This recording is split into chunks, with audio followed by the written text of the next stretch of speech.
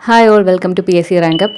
നമ്മൾ ഇന്ന് തൊട്ട് നമ്മുടെ SCRT ടെക്സ്റ്റ് ബുക്കിൽ ഓരോ ചാപ്റ്റേഴ്സ് 5ാം ക്ലാസ് മുതൽ 10ാം ക്ലാസ് വരെയുള്ളതിൽ നമ്മൾ തലേദിവസം പറയുന്ന ചാപ്റ്റേഴ്സിൻ്റെ ക്വിസ് പോലെ നമ്മൾ അടുത്ത ദിവസങ്ങളിൽ എക്സാം നടത്തും. അപ്പോൾ ഞാനിതിൽ കുറേ ക്വസ്റ്റ്യൻസ് ആയിട്ടായിരിക്കും വരിക.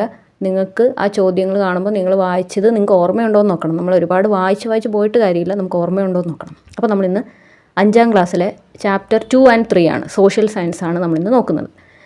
ടെക്സ്റ്റ് ബുക്കിൻ്റെ PDFകൾ ഞാൻ PSC റാങ്ക് അപ്പ് എന്ന് പറയുന്ന നമ്മുടെ ടെലിഗ്രാം ചാനലിൽ ഇട്ടിട്ടുണ്ട്. ഓക്കെ, അപ്പോൾ നമുക്ക് ക്ലാസ്സിലേക്ക് പോകാം. ടെലിഗ്രാം ചാനൽ ജോയിൻ ചെയ്യാത്തവരുണ്ടെങ്കിൽ ജോയിൻ ചെയ്യുക. അപ്പോൾ SCRTയുടെ ഫസ്റ്റ് ക്ലാസ്സാണ് നമ്മുടെ. 2ാമത്തെ ചാപ്റ്ററിലെ ചോദ്യങ്ങളാണ് ആദ്യത്തെ 7 ചോദ്യങ്ങൾ. ഓക്കെ, അതിൽ 5ാം ക്ലാസ്സിലാണ്, കുഞ്ഞു കാര്യങ്ങളാണ്, നമുക്ക് അറിയാവുന്നതായതുകൊണ്ട് ചില ചോദ്യങ്ങൾ മാത്രമേ ഉൾപ്പെടുത്തിയിട്ടുള്ളൂ. നോക്കാം. 1ാമത്തെ ചോദ്യം, ലോക ഭക്ഷ്യദിനം എന്നാണ്. നിങ്ങൾ ആൻസേഴ്സ് എഴുതി അല്ലെങ്കിൽ ശരിയാണോ അല്ലയോ എന്ന് ഞാനിത് പറഞ്ഞു കഴിയുമ്പോൾ വരുന്ന സ്ലൈഡിൽ നോക്കിയാൽ മതി. ലോക ഭക്ഷ്യദിനം എന്ന്. 2, ദേശീയ ഭക്ഷ്യസുരക്ഷാ നിയമം നിലവിൽ വന്ന വർഷം ഏത്? ഭക്ഷ്യസുരക്ഷാ നിയമം എപ്പോഴും ചോദിക്കുന്ന ചോദ്യങ്ങളാണിതെല്ലാം.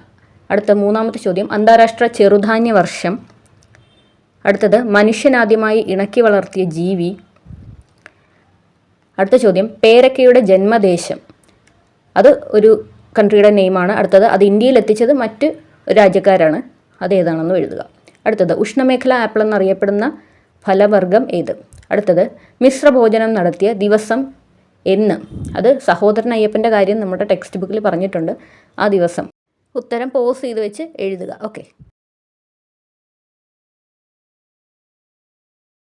ഓക്കെ, ഇത്രയും എഴുതി കഴിഞ്ഞെങ്കിൽ നമ്മുടെ ആൻസേഴ്സ് നോക്കാം. ലോക ഭക്ഷ്യദിനം ഒക്ടോബർ 16. ദേശീയ ഭക്ഷ്യസുരക്ഷാ നിയമം നിലവിൽ വന്നത് 2013.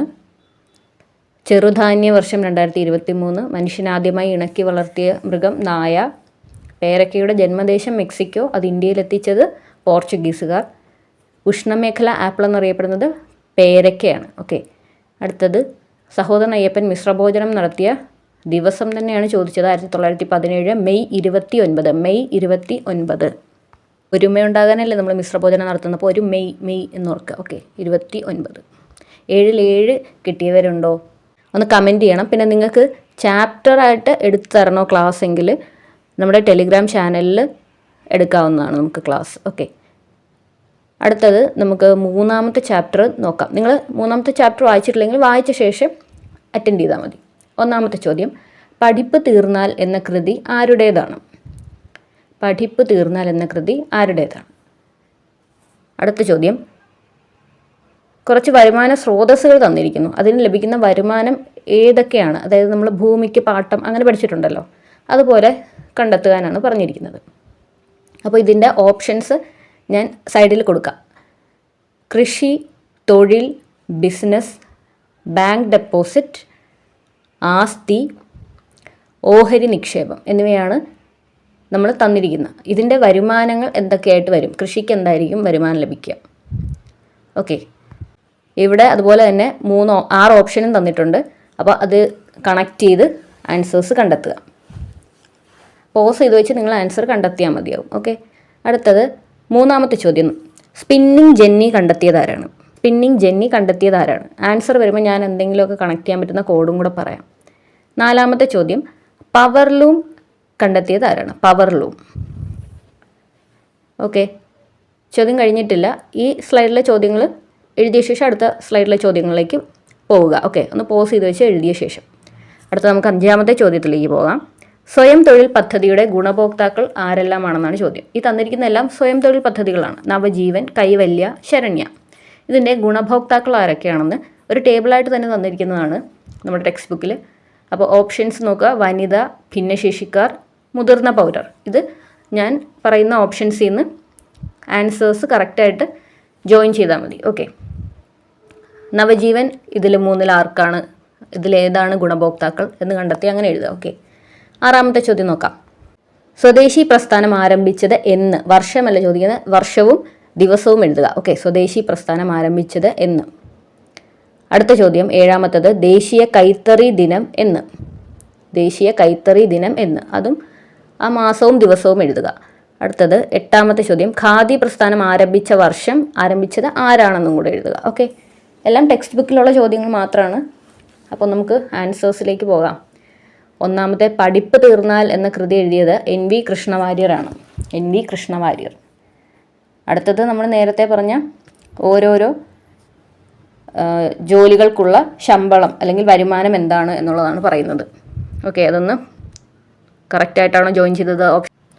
രണ്ടാമത്തെ ചോദ്യം എയുടെ ഉത്തരം വിള, B കൂലി അല്ലെങ്കിൽ ശമ്പളം, C ലാഭം, D പലിശ, E വാടക അല്ലെങ്കിൽ പാട്ടം, F ലാഭവിഹിതം. ഓക്കെ, മൂന്നാമത്തെ ചോദ്യം ജെയിംസ് ഹർഗ്രീവ്സ് ആണ് സ്പിന്നിങ് ജെന്നി കണ്ടെത്തിയത്. ഓക്കെ, അപ്പോൾ സ്പിന്നിങ് ആകുമ്പോൾ അതിന് നമ്മൾ സ്പിൻ ചെയ്തുകൊണ്ടിരിക്കുന്ന അല്ലെങ്കിൽ ചുറ്റിക്കൊണ്ടിരിക്കുന്ന സാധനത്തിന് സ്മൂത്തായിട്ട് പോകാൻ നമ്മൾ ഗ്രീസ് ഇട്ട് കൊടുക്കില്ലേ? അപ്പോൾ സ്പിന്നിങ് ജെന്നി കണ്ടെത്തിയത് ജെയിംസ് ഗ്രീസ് എന്ന് ഓർക്കുക. പവർലൂം കണ്ടെത്തിയത് എഡ്മണ്ട് കാർട്ട്റൈറ്റ് ആണ്. അപ്പോൾ പവർ വേണമെങ്കിൽ നമ്മൾ റൈറ്റ് ആയിട്ടുള്ള കാര്യങ്ങൾ പറയണം എന്ന് ഓർക്കുക. അഞ്ചാമത്തെ ചോദ്യം നവജീവൻ മുതിർന്ന പൗരർ. അടുത്തത് ഭിന്നശേഷിക്കാർക്കുള്ളതായിരുന്നു വൈകല്യം എന്ന് ഓർത്താൽ മതി, കൈവല്യം എന്ന് കിട്ടും. ഓക്കെ, ശരണ്യ പദ്ധതി വനിതകൾക്ക്. സ്വദേശി പ്രസ്ഥാനം ആരംഭിച്ചത് എന്ന് കൃത്യമായിട്ടുള്ള വർഷം മാസം തീയതി പഠിക്കുക. 1905 ഓഗസ്റ്റ് 7-നാണ്. ഓഗസ്റ്റ് 7. ഓക്കെ, അടുത്തത് ഈ ഓഗസ്റ്റ് 7-ൻ്റെ പ്രത്യേകതയാണ് നമ്മൾ പറഞ്ഞ കൈത്തറി ദിനമായിട്ട് ആചരിക്കുന്ന ഓഗസ്റ്റ് 7-ആണ്. അടുത്ത ചോദ്യം ഗാന്ധിജി ആണ് നമ്മുടെ ഖാദി പ്രസ്ഥാനം ആരംഭിച്ചത്. അത് ഏത് വർഷമാണെന്ന് ചോദിച്ചാൽ 1918-ലാണ്. സബ് ക്വസ്റ്റ്യൻസ് എല്ലാം ചേർത്ത് ഇത് 15 ചോദ്യം ഉണ്ടായിരുന്നു. ഇത് 15 കിട്ടിയ ആരെങ്കിലും ഉണ്ടോ? ഉണ്ടെങ്കിൽ നമുക്ക് കമൻറ്റ് ചെയ്യാൻ, നിങ്ങളുടെ മാർക്ക് കമൻറ്റ് ചെയ്യുക. ഓക്കെ, നമ്മുടെ ടെലിഗ്രാം ചാനലിൽ ജോയിൻ ചെയ്യുക. അവിടെ ഞാൻ ക്ലാസ് വൈസ് ആയിട്ടുള്ള എല്ലാ ടെക്സ്റ്റ് ബുക്കും SCRTയുടെ അതിൽ അപ്ലോഡ് ചെയ്യുന്നതായിരിക്കും. ഓക്കെ, അപ്പോൾ താങ്ക് യു. നിങ്ങൾക്ക് അപ്ലോഡ് ചെയ്തിരിക്കുന്ന ടെക്സ്റ്റ് നോക്കി ഇതുപോലെ പഠിച്ചിട്ട് വന്ന് എക്സാം അറ്റൻഡ് ചെയ്താൽ മതിയോ, ഇങ്ങനെ തന്നെ ക്ലാസ് മതിയോ എന്ന് ഈ വീഡിയോയുടെ താഴെ കമൻറ്റ് ചെയ്യുക. ഓക്കെ, അപ്പോൾ നമ്മുടെ ക്ലാസ് ഇഷ്ടപ്പെട്ടാൽ please like, share and subscribe to PSC rank up. നമുക്ക് അടുത്ത ക്ലാസ്സിൽ കാണാം. Thank U.